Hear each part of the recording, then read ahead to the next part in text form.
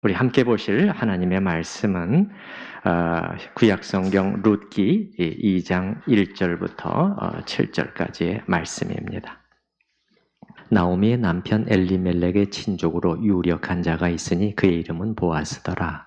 모압 여인 룻이 나오미에게 이르되 원하건대 내가 밭으로 가서 내가 누구에게 은혜를 입으면 그를 따라서 이삭을 줍겠나이다 하니 나오미가 그에게 이르되 내 따라 갈지어다 하매 룻이 가서 베는 자를 따라 밭에서 이삭을 줍는데 우연히 엘리멜렉의 친족 보아스에게 속한 밭에 이르렀더라. 마침 보아스가 베들레헴에서부터 와서 베는 자들에게 이르되 여호와께서 너희와 함께 하시기를 원하노라 하니 그들이 대답하되 여호와께서 당신에게 복 주시기를 원하나이다 하니라.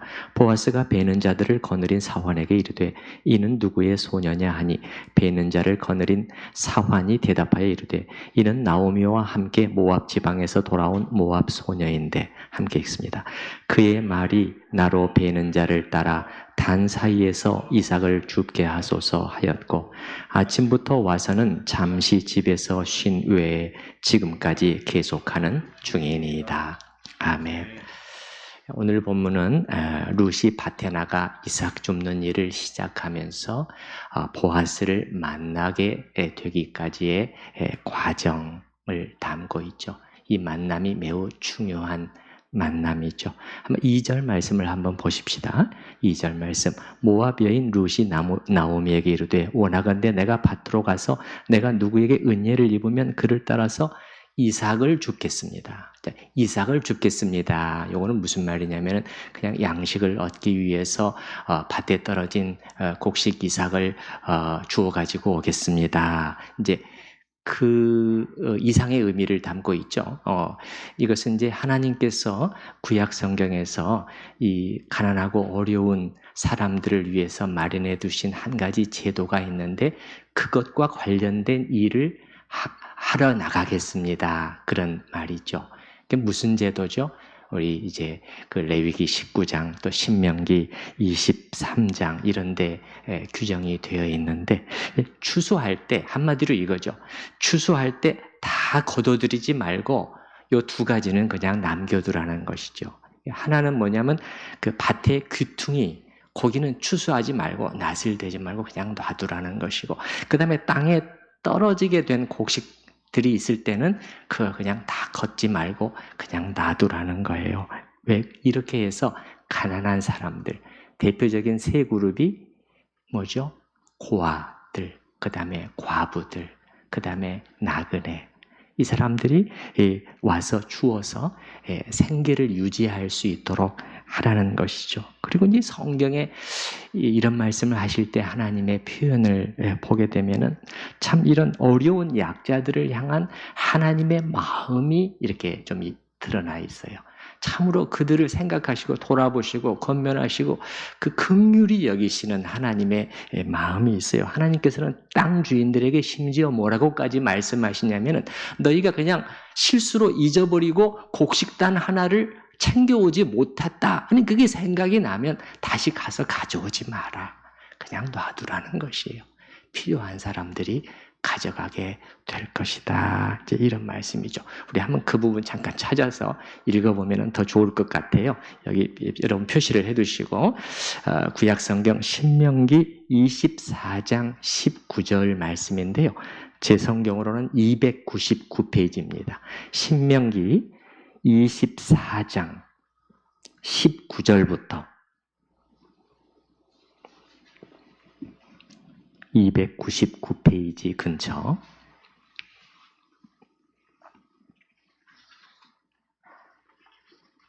신명기 24장 19절부터입니다. 24장 19절부터 19절 보십시다. 네가 밭에서 곡식을 벨 때 그 한 뭇을 밭에 잊어버렸거든 다시 가서 가져오지 말고 나그네와 고아와 과부를 위하여 남겨두라. 그리하면 내 하나님 여호와께서 내 손으로 하는 모든 일에 복을 내리시리라. 그러니까 너의 계산과는 다를 것이다. 이거 손해봤네. 하나님께서는 더 풍성히 채워주실 것이라는 것이죠. 20절에 내가 네 감람나무를 떤 후에 그 가지를 다시 살피지 말고 그 남은 것은 객과 고아와 과부를 위하여 남겨두며 내가 네 포도원의 포도를 딴 후에도 그 남은 것을 다시 따지 말고 객과 고아와 과부를 위하여 남겨두라. 객과 고아와 과부를 위하여 자꾸 반복되는 표현이죠. 하나님은 그들을 돌아보시는 분이라는 것을 알 수 있죠. 그들을 하나님은 권고하시는 분이시다. 그 이유를 22절에서 너는 애굽 땅에서 종되었던 것을 기억하라. 이러므로 내가 네게 이 일을 행하라 명령하노라. 너도 애굽 땅에서 종되었고 너도 그 위치에 있었지 않느냐는 거예요. 그 입장을 바꿔서 생각해 보라는 것이죠. 그리고 또 이런 뜻도 있을 수도 있겠죠. 그리고 너도 언제 또 그런 처지에 그렇게 되게 될지 누가 아느냐. 여기 룻과 나오미도 마찬가지였잖아요. 전혀 원치 않았지만은 어느 날 좀 철저히 또 그런 처지에 놓이게 되지 않았습니까? 그래서 하나님께서 이렇게 권면을 주시는 것인데 이런 말씀들을 통해서 볼 때 사회 경제적인 약자들을 향한 선대하는 것. 이것이 하나님께서 우리에게 요구하시는 한 가지라는 것을 우리가 알 수가 있겠어요. 그리고 저는 본문을 읽으면서 이런 생각도 해봤어요. 우리 주위에도 오늘날 가난한 사람들은 늘 있게 마련인데 우리 주위에도 이런 룻이 혹은 룻들이 있을 수 있지 않을까요? 그럼 우리는 그 가치를 알아볼 수 있을까요?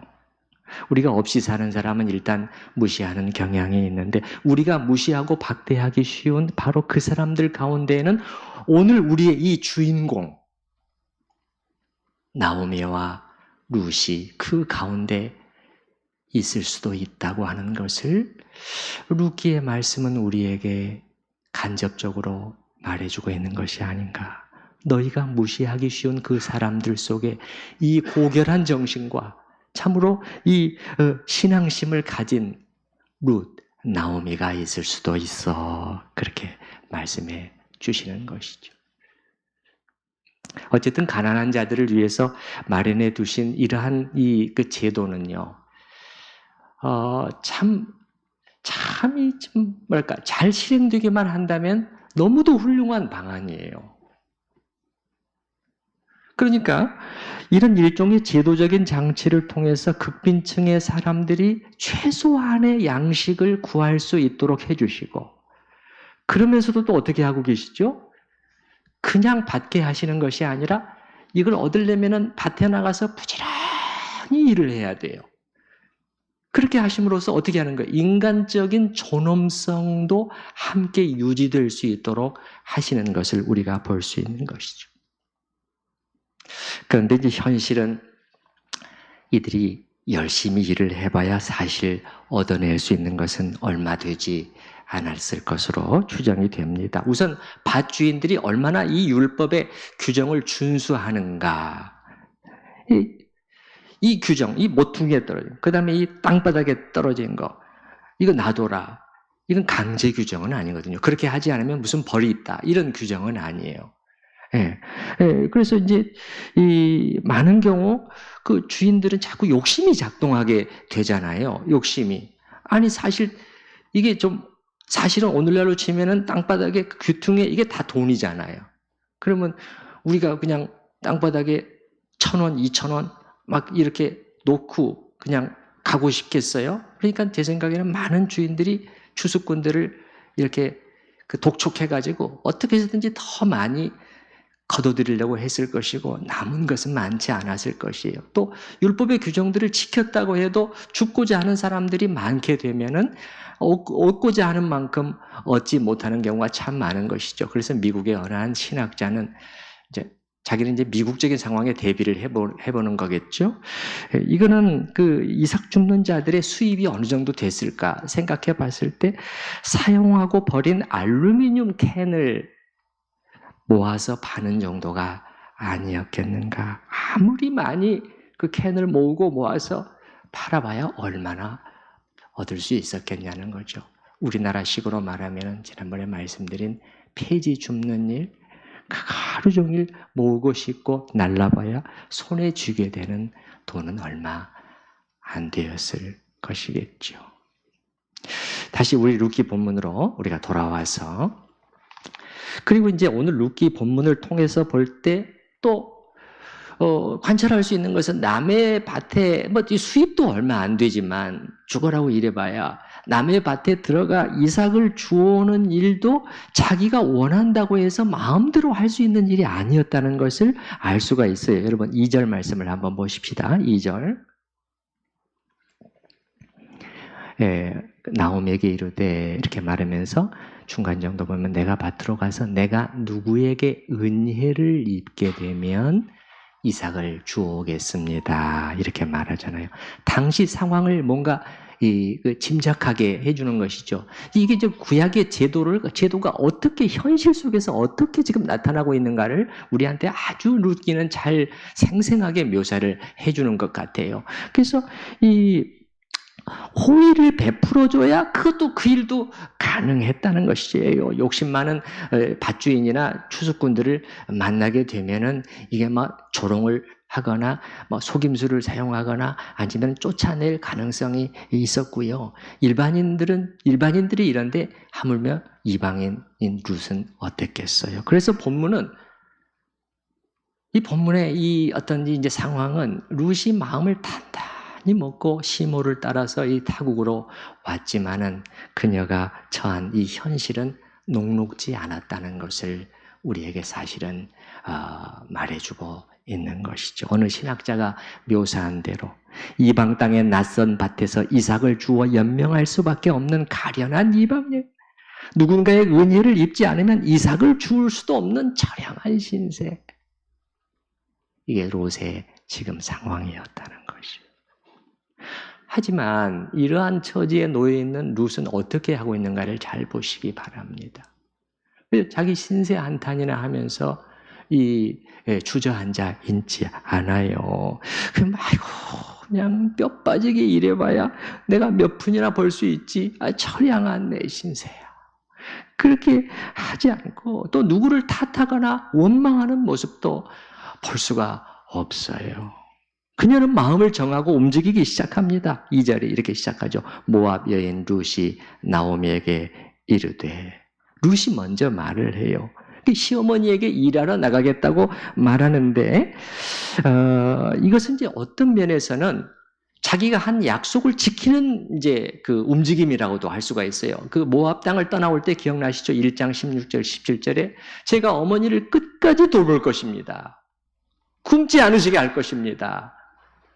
그 약속을 지금 이행하는 거죠. 룻은 말만 번지르르하게 하는 사람이 아니라 말한 대로 실천하는 사람이었다는 것을 알 수가 있는 것이죠. 그리고 룻의 이러한 모습 외에도 오늘 본문 여기저기에 룻의 어떤 그 성품들이 드러나 있는 것을 볼 수가 있는데요.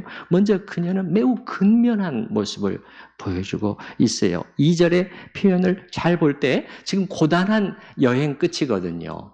지금 모압 북부에서부터 베들레헴까지 적어도 2주간은 걸었을 것이에요. 이 고단한 여행 끝인데 그 쉬지를 않고 바로 또 일하러 나간 것 같아요. 왜냐하면은 1장 22절 기억나시죠? 보리 추수가 시작됐다는 거예요. 와서 보니까 보리 추수가 이미 시작되고 있는 것이에요. 그러면 이 추수 기간이 그리 길지가 않잖아요. 룻의 입장에서 볼 때 이 시점을 또 놓쳐버리게 되면, 내가 몸이 힘들다고 그냥 쉬게 되면은 이게 이제 또 수입이 없게 된다는 것이에요. 그래서 이제 아마 나오미가 말을 먼저 꺼내지 못했을 수도 있어요. 여기 보면은 룻이 먼저 말하잖아요. 룻이 먼저 나오미에게 일하러 가겠습니다 하고 나오미가 허락하는 그러한 모양을 띠고 있잖아요. 그리고 잠시 후에 보겠지만은 그 저 밑에 7절에 보시게 되면요. 2장 7절에 보시게 되면 이 보아스의 그 사환이 말이죠. 룻을 관찰한 모습에서 뭐라고 말을 하느냐. 아침부터 제가 보니까 지금까지 잠시 쉰 것 외에는 계속 일을 하네요. 그렇게 말을 하거든요. 우리 7절 중간 정도에 잠깐 보십시오. 7절 중간.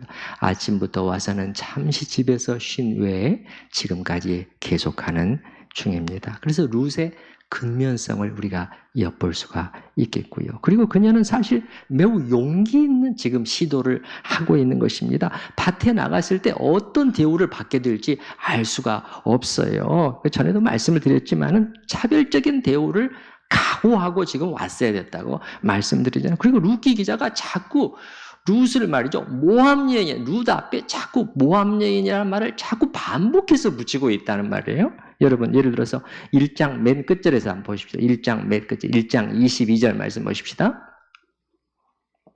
나오미가 모압 지방에서 그의 며느리 모압 여인 룻과 함께 돌아왔다. 그리고 2장 2절에서도 모압 여인 룻이 우리가 지금 다 알고 있거든요. 이거 뭐 한두 번 지금 앞에서 얘기된 내용이에요. 우리가 다 알고 있어요. 그냥 자연스럽게 룻이, 며느리 룻이 뭐 이렇게 해도 자연스러울 텐데 굳이 다시 상기시키는 거예요. 모압 여인 룻이 시어머니에게 말하였다는 것이에요. 여러분, 성경에 나오는 단어 하나가 다 하나님의 영감으로 기록된 것임을 우리가 안다면 때로는 아주 수시로 아주 세심한 관찰이 필요해요. 그럴 때 점점 더 거기서 얻어내는 것이 많아요. 그 안에 담겨 있어요. 그 표현 안에 의도적으로 기록한, 하나님께서 의도적으로 기록하도록 해주신 단어들이거든요. 그래서 여기 보면은 모압 여인 룻. 왜죠? 우리에게 자꾸 룻의 입장이 되어서 생각해 보라는 것이에요. 룻의 입장. 그러니까 그녀는 모압 여인이었다. 인종적인 아웃사이더였다. 그걸 상기시켜 주는 것이. 그리고 우리는 사람들 안에 늘 깊이 뿌리 박혀 있는 이 인종적인 편견, 그 있잖아요. 이러한 것은 언제든지 그 사람을 향해서 어떤 적개심이나 그러한 혐오감으로 표출될 수 있는 것이죠. 그리고 곡식 줍는 일을 해나갈 때 룻이 어떤 당면할 수 있는 위험성도 상존하고 있었다는 것이에요. 예를 들어서 오늘 본문은 아니지만 그 뒤쪽에 보게 되면 보아스가 룻을 보호해주기 위해서 자꾸 이렇게 말을 하거든요. 자, 우리 8절, 오늘 말씀은 아니지만 그 밑에 8절 말씀을 잠깐 보십시오. 보아스가 룻에게 이르되 내 딸아 들으라. 이삭을 주우러 다른 밭으로 가지 말며. 자꾸 다른 밭으로 가지 말라는 것은 중요한 한 가지 이유가 뭐냐면은 위험성 때문이에요. 여기서 떠나지 말고 나의 소녀들과 함께 있으라. 그들이 베는 밭을 보고 그들을 따르라. 내가 그 소년들에게 명령하여 너를 건드리지 말라 하였노라. 자꾸 그 밑에도 자꾸 다른 밭으로 가지 말고 보호를 의식하는 표현들이 자꾸 나오거든요. 그렇기 때문에 룻의 오늘 행보는 상당한 용기가 필요한 또한 행보였다는 거예요. 여러분, 이렇게 그 룻이 사람 되면 우리가 몇 가지만 이렇게 살펴봤지만은 이것을 통해서도 우리가 분명히 배울 점이 있지 않습니까? 예? 룻은 신세 타령이나 하면서 주저앉아 있지 않았어요. 현실의 삶은 정말 팍팍했지만은 그녀는 이에 굴하지 않고 이렇게 의연히 일어나서 그 몇 푼 안 되는 벌이를 위해서, 그것도 차별적인 수모를 겪는 일을 각오하고 용기를 내서, 그리고 또 성실하게 아주 부지런히 일하고 있는 모습을 보여준다는 것이에요. 혹 우리는 이에 비교해서 볼 때 살기가 좀 힘들다고, 그냥 한두 번 실패했다고, 자신의 처지가 가련하다, 그냥 신세 한탄을 하면서 혹은 누군가를 원망하면서 주저앉아 있지는 않는 거지. 이렇게 룻은 용기 있는 이렇게 행동을 하지만 그렇다고 해서 막 또 무모하게 막 나가는 것도 아니에요. 아주 사려 깊게 주의하면서 겸손한 태도로 접근하는 것을 볼 수가 있습니다. 7절 다시 한번 보시게 되면은 그 책임자에게 공손하게 청하고 허락을 기다리는 모습을 볼 수가 있어요. 7절에 보시게 되면 그의 말이, 이게 인상적이었던 거죠. 나로 베는 자를 따라 단 사이에서 이삭을 줍게 하소서, 그렇게 요청을 했습니다. 그러니까 룻은 둘 다가 있는 여인이었다는 거죠. 뭐죠? 하나는 용기, 이 담대함이 있는 여인이었어요. 동시에 절제할 줄 알았다는 거예요. 예, 겸손함이 있었어요. 이 두 가지 어떤 덕을 균형 있게 우리가 유지하는 것은 쉽지 않은 일이죠. 오늘 본문은 이 여러 가지를 통해서 룻이 어떤 성품의 여인이었는가를 우리에게 말해주고, 그러면서 또한 그녀의 사람됨을 알아보는 사람들이 생겨나기 시작한 것도 우리에게 보여주고 있단 말이죠. 4절 이후인데요. 자, 먼저 4절에 한번 보십시다. 4절에 보면은 먼저 보아스가 일꾼들과 주고받는 인사가 나오는데요. 저는 이 인사도 참 좋아요. 우리 4절 한번 저랑 같이 소리내서 읽어보십시다. 마침 보아스가 베들레헴에서부터 와서 베는 자들에게 이르되 여호와께서 너희와 함께 하시기를 원하노라 하니 그들이 대답하되 여호와께서 당신에게 복 주시기를 원하나이다 하니라. 보통 이스라엘 사람들이 주고받는 서로 간의 대화는 샬롬이에요. 평강이 있기를 평강하라 이런데, 이런 지금 인사는 아마 추수기에 주고받았던 인사라고 생각이 되는데, 근데 어때요? 여러분, 이 인사를 이렇게 여러분이 접하실 때 참 주님의 이름으로 서로 축복하는 인사를 주고받고 있는데 뭔가 따스함, 그리고 소망이 느껴지지 않습니까? 소망. 그 소망이라는 것은 뭐죠? 우리가 그분의 이름으로 이 축복을 서로 주고받는 그 하나님이 정말 계시잖아요. 그러니까 소망이 있는 것이죠. 그냥 만들어낸 신, 공허한 우상이 아니기 때문이죠. 바로 이런 게, 이렇게 하나님의 이름으로 우리가 인사를 주고받을 수 있는 것도 하나님을 아버지로 모시고 있는 우리 자녀들에게 주어진, 우리가 누릴 수 있는 하나의 특권이 아닌가 또 싶습니다. 그리고 이제 보아스가 룻을 발견하고 사환에게 묻죠. 이제 5절 보십시다. 보아스가 베는 자들을 거느린 사환에게 이르되, 여기 보면 두 부류가 나오잖아요. 하나는 베는 자, 또 하나는 사환이잖아요. 베는 자는 뭐냐면 낫을 가지고 직접 곡식을 베는 추수꾼들이고, 그 다음에 사환은 그들을 감독하는 일종의 십장인데, 둘 다 종은 아니고 고용된 일꾼이라고 그래요. 그래서 이제 묻습니다. 사환에게 이르되 이는 누구의 소녀냐? 직역을 하면은 누구에게 속한 소녀, 젊은 여인인가 이렇게 묻는 것이죠. 그 말은 이제 무엇을 묻고 있냐면 누구에게 속한, 그러니까 룻이 속한 그 가족을 물을 수도 있고, 혹은 아니면 누구의 여종이라면 그 주인이 누군가 소속을 묻는 것이죠. 근데 사실 여러분 5절에 보시게 되면은 보아스의 질문은 아주 간단해요. 누구의 소녀지? 이렇게 묻고 있는데, 그냥 이에 대해서 그 사환이 예, 얼마 전에 모압에서 이주해온 그 여인이에요. 이렇게 간단하게 대답을 할 만하잖아요. 근데 대답이 길어져요. 히브리어 수를 계산을 해보면 보아스의 질문은 3단어인데 사환의 대답은 25단어예요. 8배가 넘어요. 그리고 이 대답하는 그 사환이 룻에 대해서 하는 표현이 매우 긍정적이에요. 그러니까 묻지도 않았는데 뭔가 룻에 대해서 칭찬을 해주고 싶은 것처럼 말하는 그런 분위기란 말이에요. 그래서 사환은 3가지로 대답을 합니다. 첫 번째는 나오미를 따라서 모압에서 온 여인입니다. 6절 보십시다. 6절. 사환이 대답하여 이르되 이는 나오미와 함께 모압 지방에서 돌아온 모압 소녀입니다. 이 말은 무슨 뜻이죠? 그냥 하는 말이 아니죠. 네, 제가 들었는데요.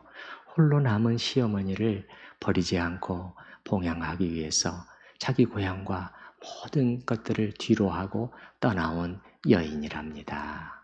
이렇게 설명을 하고, 근데 두 번째는 줍게 해달라고 저에게 요청했습니다. 조금 전에 봤잖아요. 7절 다시 한번 그의 말이 나로 베는 자를 따라 단사에서 이삭을 줍게 하소서 하였고, 먼저 허락을 요청하는 했습니다. 겸손한 태도를 보였다는 것이죠. 그 다음에 세 번째는 정말 부지런히 일하고 있네요. 7절 역시 뒤쪽에 아침부터 와서는 잠시 집에서 쉰 외에 지금까지 계속하는 중이니이다. 그 얘기 물어본 것도 아니잖아요. 물어본 것도 아니에요. 인상적이었던 것이에요. 인상적이었던 것이 근면한 여자입니다. 근데 여기서 제가 좀 시간이 우리한테 없지만 잠시 7절의 이 해석과 관련된 부분을 잠시 좀 설명을 드리고 넘어가려고 그래요. 룻기 전체 4장을 통틀어서 가장 난해한 구절이 있다면, 그래서 학자들의 이 해석과 이 번역과 해석이 여러 가지로 다른, 그게 바로 7절이거든요. 그러니까 제가 자세히 말씀드리기는 어렵지만은 크게 두 가지로 번역하고 해석이 가능한 것인데, 첫 번째는 지금 여기 우리 한글 본문에서 번역해 놓은 그 내용으로 우리가 해석할 수 있어요. 또 한 가지 유력한 해석은 뭐냐면은 이 룻이 지금 7절에서 사환에게 요청한 내용은 사실 매우 담대한 요청이었다는 것이에요. 그게 7절에 뭐라고 요청했죠? 더 한번 보시기 바랍니다. 그의 말이 나로 베는 자를 따라 단 사이에서 이삭을 죽게 하소서, 이렇게 요청을 했는데, 그 당시에 추수하는 그림은 이런 것이죠.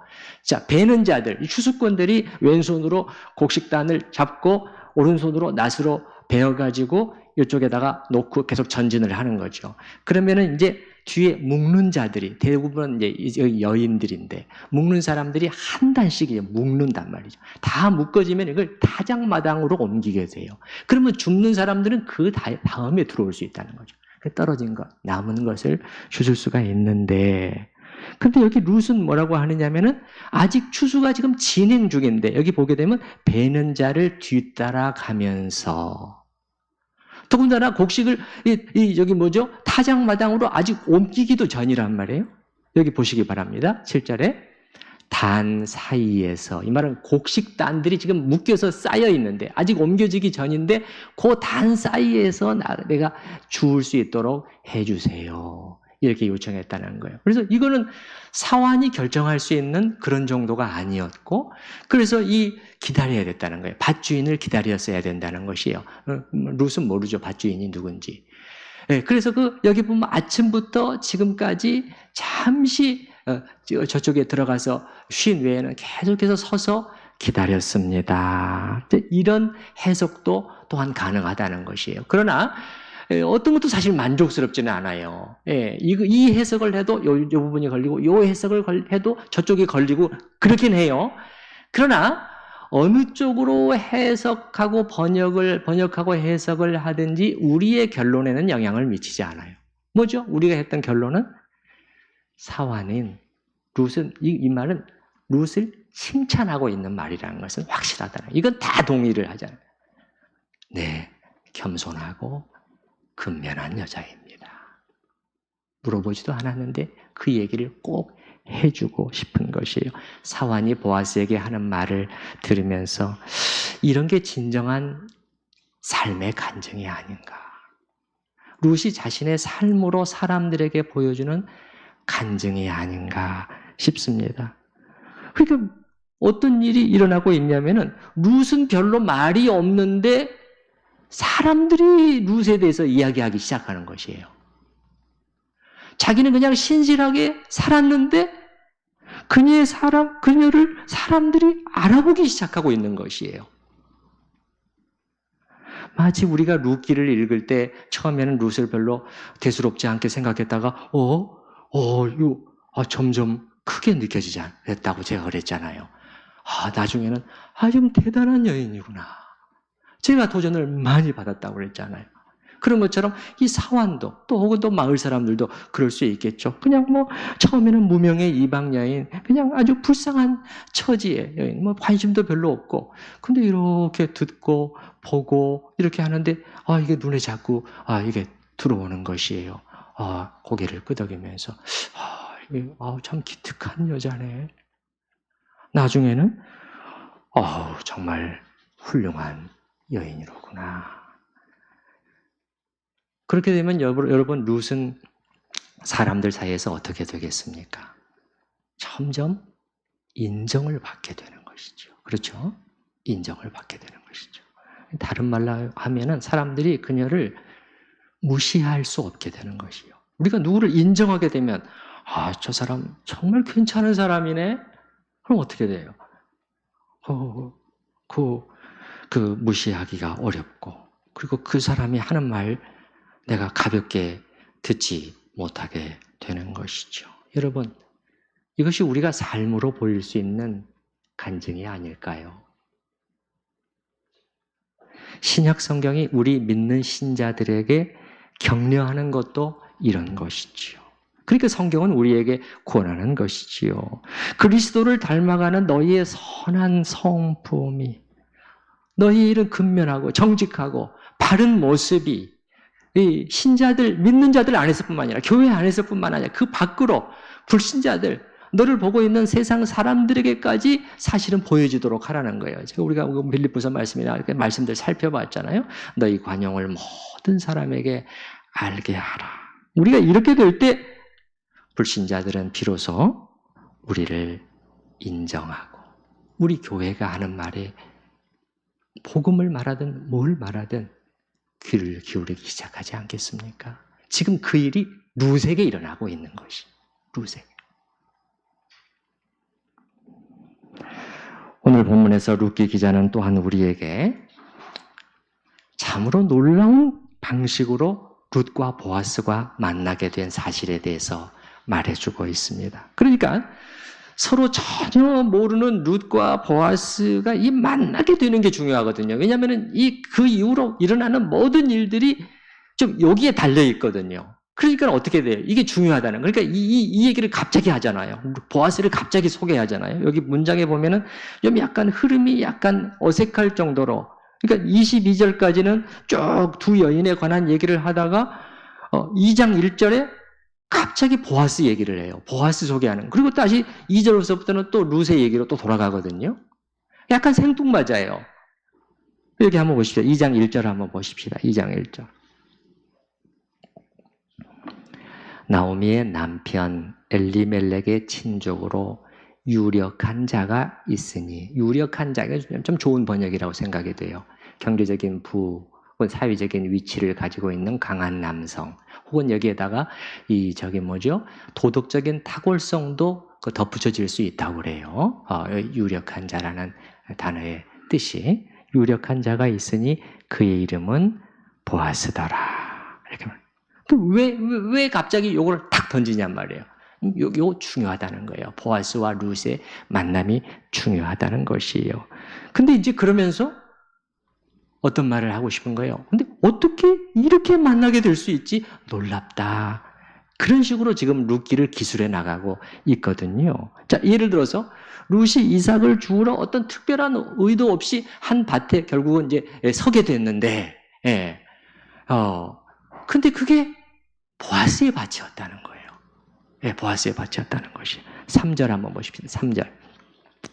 룻이 가서 베는 자를 따라 밭에서 이삭을 줍는데 우연히 엘리멜렉의 친족 보아스에게 속한 밭에 이르렀더라. 우연히. 그 우리말로는 한 단어만 나와 있지만 원어에서는 우연과 관련된 단어가 2번 반복해서 사용되고 있어요. 그러니까 약간 직역을 하면 약간 이상한 표현이지만은 그녀의 우연이 우연하게도 보아스의 밭에 이르렀다. 이렇게 설명이 되어 있고요. 그 다음 4절에 나오는 첫 단어도 마찬가지예요. 마침 또 이러나요. 앞에서는 우연히 근데 또 마침 이렇게 마침 보아스가 베들레헴에서부터 왔다는 거예요. 그럼 베들레헴인데 또 베들레헴에서 왔습니까? 여기 이제 이런 뜻이죠. 이 오늘날로 말하면은 이제 베들레헴 그 읍내 같은 거죠. 읍내. 그리고 그 둘레 사방에 널따랗게 이제 농사짓는 곳들이 펼쳐져 있잖아요. 그러니까 이 가운데 읍내에서부터 자기 밭에 이제 왔다 그런 뜻이겠죠. 근데 여기 보면 마침 바로 그때 그런 뜻이거든요. 근데 어떤 학자들은 여기에 상당히 놀라움의 뉘앙스가 깃들어 있다는 거예요. 이 표현 속에는. 그러니까 이런 뜻이라는 거죠. 그런데 놀랍게도 4절을 시작하면서, 그러니까 3절 마지막에 친족 보아스에게 속한 밭에 이르렀더라. 그런데 놀랍게도 바로 그때 보아스가 베들레헴으로부터 왔더라. 그러니까 지금 룻기 기자는 하나님의 인도하심으로 이런 용어를 쓰고 있지는 않아요. 그러니까는 설명 방식이 어떤 면에서 보면 양가적이에요. 양가적이에요. 먼저는 우연이었다고 말하고 있죠. 우연이었다. 우연히 마침 바로 그때. 이거 무슨 말이죠? 그 룻, 나오미, 보아스의 그 관점에서 보면 그렇다는 거예요. 그건 정말 우연히 이루어진 일이었다는 거예요. 근데 그러면서도 또 한편에서는 룻기 기자는 묻고 있는 것이죠. 그럼 정말 우연이었나? 물론 아니지. 그렇게 대답하고 있는 거예요. 물론 아니지. 어떤 보이지 않는 손길의 섬세한 이끄심이 없이는 도저히 불가능한 일이었지. 그러고 보면 오늘 이 만남을 위해서 우연의 연속이 계속 나타나고 있어요. 여러분 처음 어디서부터 시작되죠? 보리 추수가 시작될 때 도착했다는 거예요. 하필이면 그때. 근데 그것도 왜 중요하죠? 왜 중요해요? 이 밭에서 보아스를 만나게 되거든요. 그러니까 이 보리 추수의 시점이 중요한 것이에요. 그 다음에 두 번째, 룻이 이삭 주우러 갔는데 보아스의 밭이었다. 그게 그 당시는 이 밭이 무슨 이렇게 담으로 펜스로 쳐진 것이 아니었기 때문에 그냥 이렇게 구별되어 있고 그냥 이름으로 경계선을 표시한 정도였으니까는 그냥 여기 있을 수도 있고 저기 있을 수도 있고 여기 있다가 얼마든지 다른 데로 갈 수도 있는데 그게 딱 보아스의 밭에 딱 일하게 됐다는 것이고, 그 다음에 세 번째는 바로 그 무렵에 보아스가 또 도착했다는 거야. 그 시점에. 그리고 네 번째는 보아스의 눈에 룻이 띄었다는 것이에요. 보통은 그냥 주인들이 와서 이렇게 잘 지금 추수가 이루어지고 있는지 상황 점검을 하고 그리고 격려를 한 후에 떠나는 것이 일반적인 것인데 보아스가 누구지? 이렇게 묻고 있다는 것이에요. 그러면 무슨 이성적인 관심이었냐?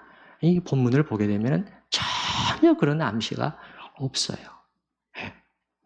그러니까 룻기 기자는 지금 하나님의 인도하심으로 우연히 말했는데 이쪽 하나님의 인도하심으로 이런 표현은 전혀 사용하고 있지 않지만 이 말을 하는 것보다도 더 분명하게 하나님의 보이지 않는 손길이 움직였기에 가능한 일이었음을 우리 읽는 독자들에게 보여주고 있는 것이지요.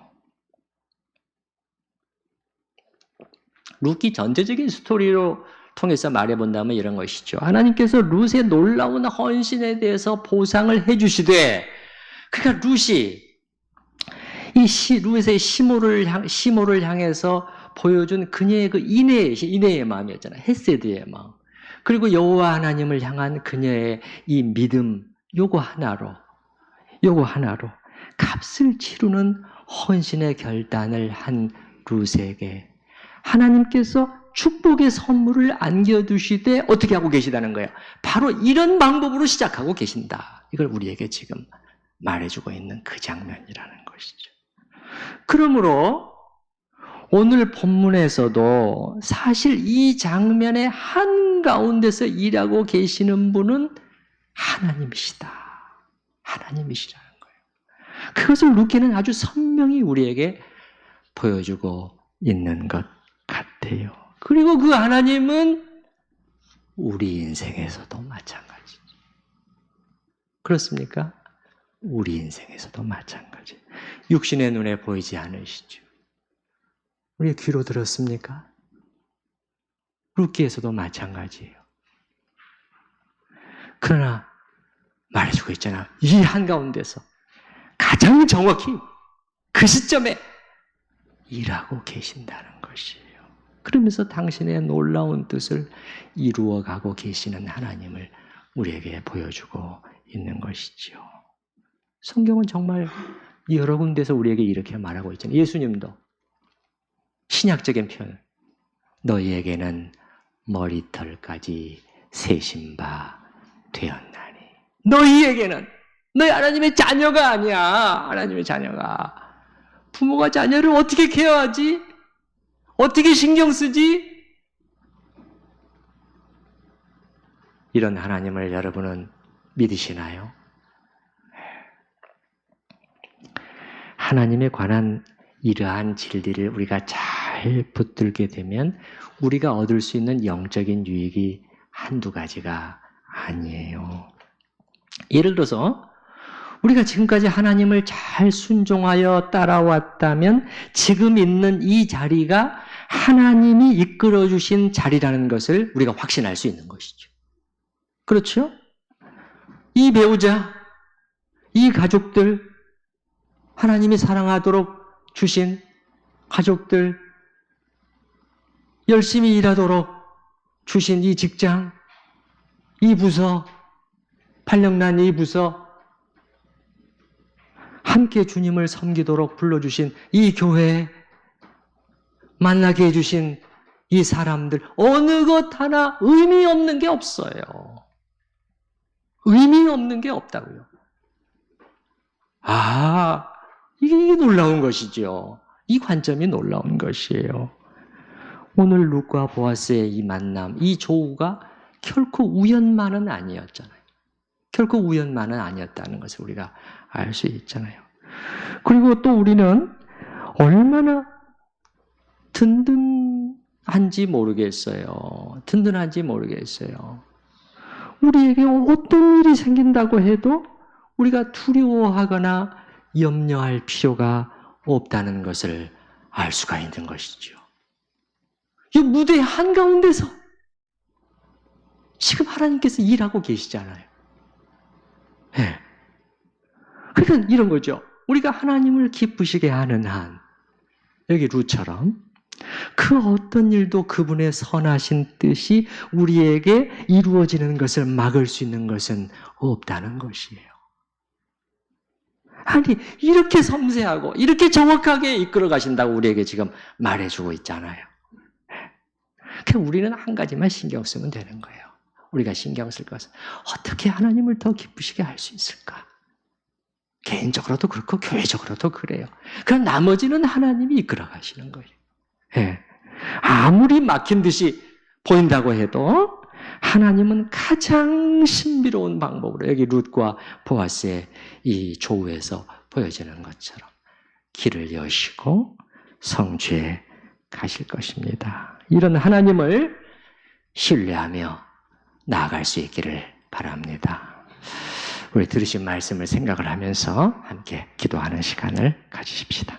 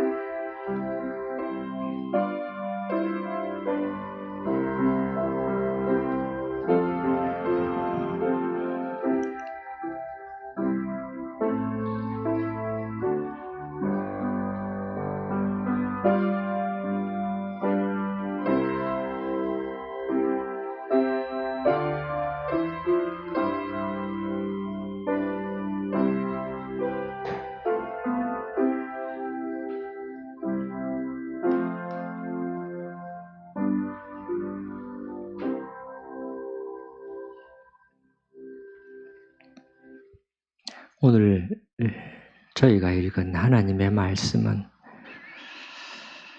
가난하고 소외된 자들, 그들을 하나님께서 어떻게 긍휼히 여기시고 그들을 돌보시는지 돌아보시는가에 대해서 말해주는 것을 봅니다. 주님, 우리 주위에도 또 룻들이 있을 수 있음을 압니다. 주님, 나보다 좀 못 산다고 하여 무시하지 않게 하시고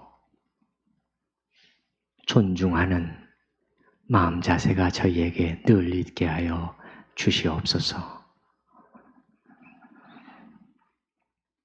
우리는 실패했다고. 지금 나의 지금 삶이 너무 버겁다고. 좀 견디기 어렵다고. 그렇게 주저앉아 있을지 모르지만 하나님은 이 한 이방의 여인 내 모습을 보여주시면서 동시에 우리를 도전하고 계십니다. 주님, 저의 마음을 바로 추스리게 하여 주시옵소서. 오 주님, 정신을 차리게 하여 주시옵소서. 이 특별히 이 코로나의 기간 동안에 우리가 더욱 마음을 다잡고 하나님께서 우리를 어느 곳으로 부르셨는지 우리의 시선을 놓치지 않게 하여 주시옵소서. 우리 장로님 기도했던 것처럼 참으로 이 고귀한 부르심을 향해서 우리가 전진하는, 주저앉아 있지 않고 일어나 전진하는, 높은 목표를 바라보고 앞으로 나아가는 저희가 되게 하여 주시옵소서. 주님, 우리가 지금 놓여 있는 이 자리 만나게 된 분들 결코 우연만은 될 수 없다는 것을, 우리 하나님의 자녀들에게는 특히 더 그렇다는 것을 오늘 본문을 통해서 확인하게 됩니다. 주님, 하나님이 인도하셨다면, 하나님이 만나게 하셨다면, 하나님이 이 자리에 있게 하셨다면, 그렇다면 우리는 어떤 자세로 행해야 될 것인지 주님, 저희의 마음을 다시 한번 살피게 하시고 하나님의 뜻을 따라 정말 긍정적인 관점을 가지고 앞으로 전진하는 저희가 되게 하여 주시옵소서. 감사하옵고 예수님의 이름으로 기도하옵나이다. 아멘. 우리 찬송가 390장 1절부터 3절까지 함께 찬양하시겠습니다.